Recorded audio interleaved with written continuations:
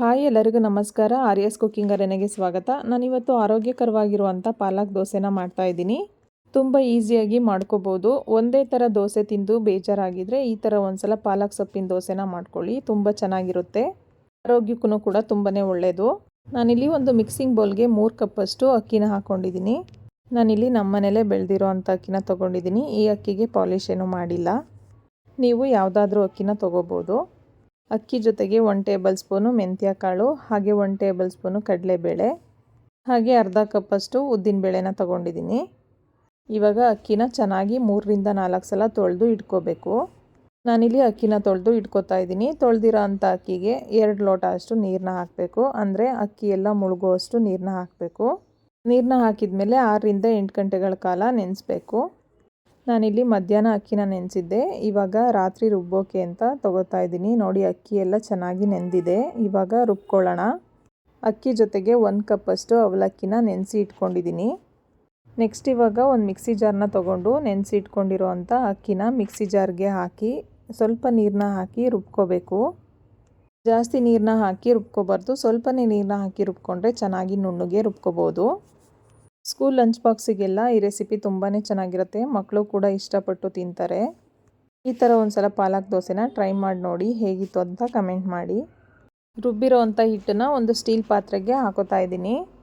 ಅಕ್ಕಿ ಎಲ್ಲ ರುಬ್ಬಿದ ಮೇಲೆ ಕೊನೆಯದಾಗಿ ನಾನು ಪಾಲಕ್ ಸೊಪ್ಪನ್ನೆಲ್ಲ ರುಬ್ಕೋತಾ ಇದ್ದೀನಿ.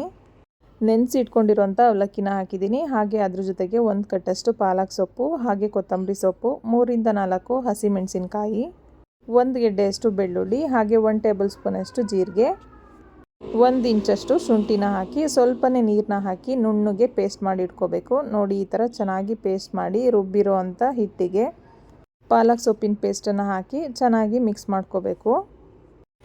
ನೋಡಿ, ಚೆನ್ನಾಗಿ ಮಿಕ್ಸ್ ಮಾಡಿದರೆ ಪಾಲಕ್ ದೋಸೆ ಹಿಟ್ಟು ರೆಡಿ ಆಗುತ್ತೆ. ದೋಸೆ ಬಟರ್ ಎಲ್ಲ ರೆಡಿ ಆದಮೇಲೆ ರಾತ್ರಿ ಪೂರ್ತಿ ಈ ಥರ ನೆನೆಯೋದಕ್ಕೆ ಬಿಡಬೇಕು. ಉಪ್ಪೇನು ಹಾಕಬಾರ್ದು, ಹಾಗೇ ಇಡಬೇಕು. ನೋಡಿಲಿ, ನಾನು ಬೆಳಗ್ಗೆ ಆದಮೇಲೆ ತೋರಿಸ್ತಾ ಇದ್ದೀನಿ. ಇವಾಗ ಈ ಹಿಟ್ಟಿಗೆ 1 ಟೇಬಲ್ ಸ್ಪೂನಷ್ಟು ಪುಡಿ ಉಪ್ಪನ್ನು ಹಾಕಿ ಚೆನ್ನಾಗಿ ಮಿಕ್ಸ್ ಮಾಡಿ 10 ನಿಮಿಷ ರೆಸ್ಟ್ ಮಾಡೋದಕ್ಕೆ ಬಿಡಬೇಕು.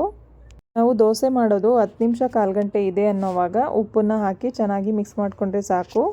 ನಾವು ಮುಂಚೆನೇ ಉಪ್ಪನ್ನು ಹಾಕಿ ಮಿಕ್ಸ್ ಮಾಡೋದ್ರಿಂದ ಹಿಟ್ಟು ಬೇಗನೆ ಉಳಿ ಬಂದ್ಬಿಡುತ್ತೆ. ಅದಕ್ಕೆ ದೋಸೆ ಹಾಕೋವಾಗ 10 ನಿಮಿಷ ಮುಂಚೆ ಉಪ್ಪನ್ನು ಹಾಕಿ ಮಿಕ್ಸ್ ಮಾಡಿ ಇಟ್ಕೊಂಡ್ರೆ ಸಾಕು.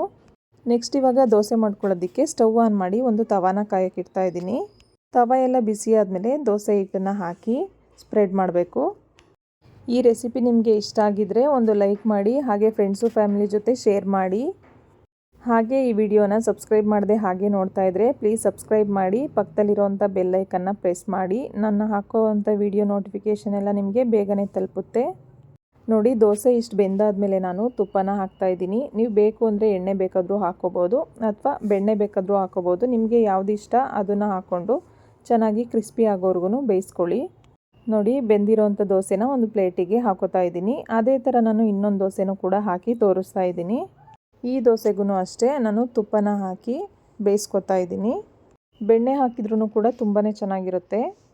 ಈ ಪಾಲಕ್ ಸೊಪ್ಪಿನ ದೋಸೆ ಜೊತೆಗೆ ನಾನು ತೆಂಗಿನಕಾಯಿ ಚಟ್ನಿ ಹಾಗೆ ಟೊಮೊಟೊ ಚಟ್ನಿನ ಮಾಡಿ ಇಟ್ಕೊಂಡಿದ್ದೀನಿ.